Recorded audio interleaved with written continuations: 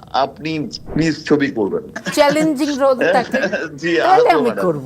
বহুদিন ধরে চলচ্চিত্র থেকে দূরে রয়েছেন ঢাকায় সিনেমার কিংবদন্তি অভিনেত্রী ববিতা। পছন্দসই গল্প ও শক্তিশালী চরিত্রের অভাবে অভিনয়ে ফেরার আগ্রহ দেখাননি তিনি। তবে এবার শাকিব খানের বিশেষ অনুরোধে সিনেমায় ফেরার আশ্বাস দিয়েছেন এই বরেণ্য অভিনেত্রী, যদিও রেখেছেন একটি গুরুত্বপূর্ণ শর্ত।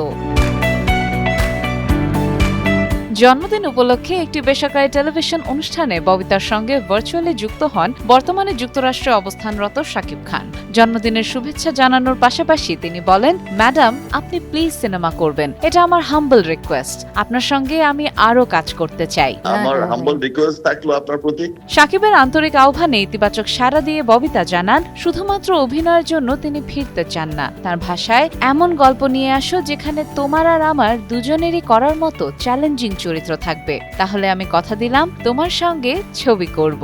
অনুষ্ঠানে শাকিব খানের পেশাদারিত্ব, কাজের প্রতি নিষ্ঠা এবং সাম্প্রতিক সময়ের অভিনয়েরও প্রশংসা করেন তিনি। ববিতা ও শাকিব খান এর আগে মা আমার স্বর্গ, খোদার পরে মা এবং মায়ের জিহাদ সহ একাধিক জনপ্রিয় চলচ্চিত্রে একসঙ্গে অভিনয় করেছেন। নতুন কোনো উপযুক্ত গল্প এলে এই জনপ্রিয় জুটিকে আবারও পরপর্দায় দেখা যেতে পারে। সাদিয়া ইসলাম, টাইমস টুডে।